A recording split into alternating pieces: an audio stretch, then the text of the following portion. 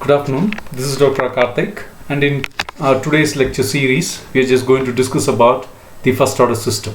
So in our previous lecture series, we saw the introduction regarding the time response analysis and the test signals which are used for the system to find the response of the system.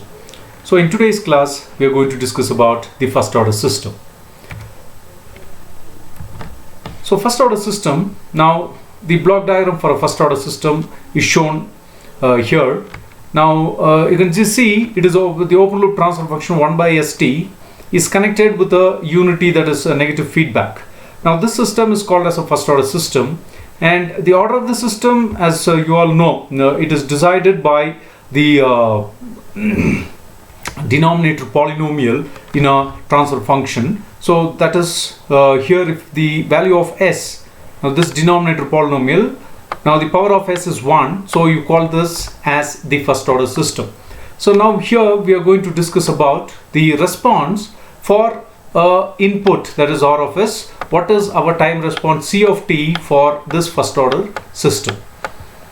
So this is what we are going to do in today's class. So here you can see the closed loop transfer function of any system is given by c of s by r of s is equal to g of s divided by 1 plus g of s into that is 1 plus g of s into h of s. Now since it is a unity feedback system, our h of s is equal to 1.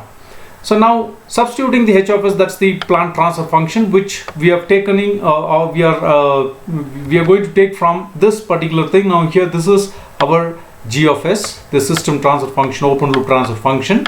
So this g of s we are substituting over here in this equation. So our c of s by r of s, we will get it as 1 divided by st plus 1.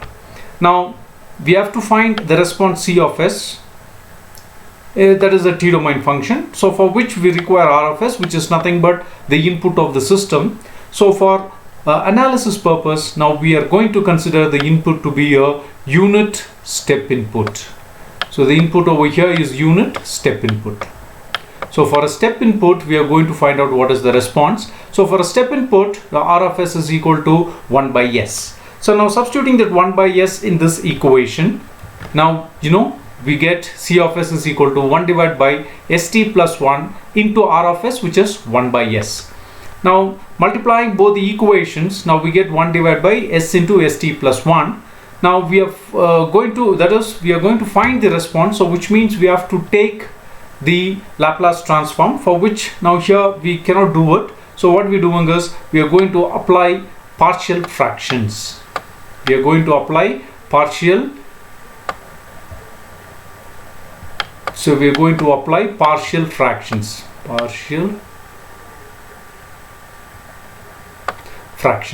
We are going to apply partial fractions for the above equation. So which we can write the equation as a divided by the first factor, that is s, and then plus b divided by the second factor, st plus 1. So we have to find the value of a and we are going to find the value of b. So the value of a and b, in order to find it, now we have to cross, that is the c of s is this. So we are going to find the value of a and b. So the entire transfer function, now just cross multiply with this equation. So we get 1 is equal to, so it is a into, it is st plus 1, a into st plus 1, and then plus b into, it is going to be s. So now first putting s is equal to 0, substituting s is equal to 0, so this entire term becomes 0. So we get our a is equal to 1. And similarly we will find the value of b and finally substitute it. Now value of b, same thing. Now we have to make a is equal to 0. We can compare the coefficient of s.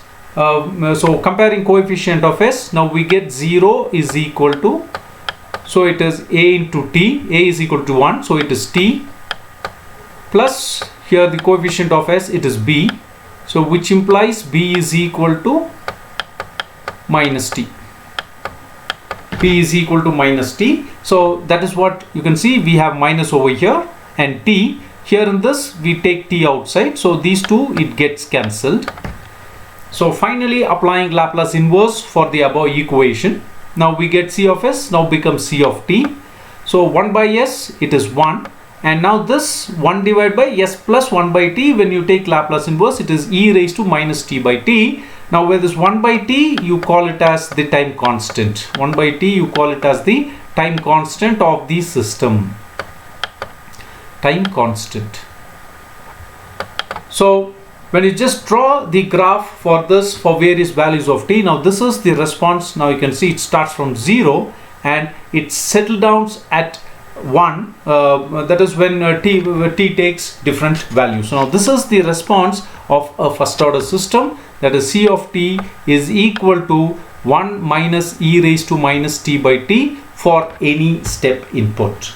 So we'll just discuss one practical example for the first order system. A simple example, just consider a RC filter, a first order RC filter, a classical example for a first order system. So just applying KVL, KCL, now we get the transfer function. So obviously transfer function is output divided by input. So V out by V in is equal to 1 divided by 1 plus SRC.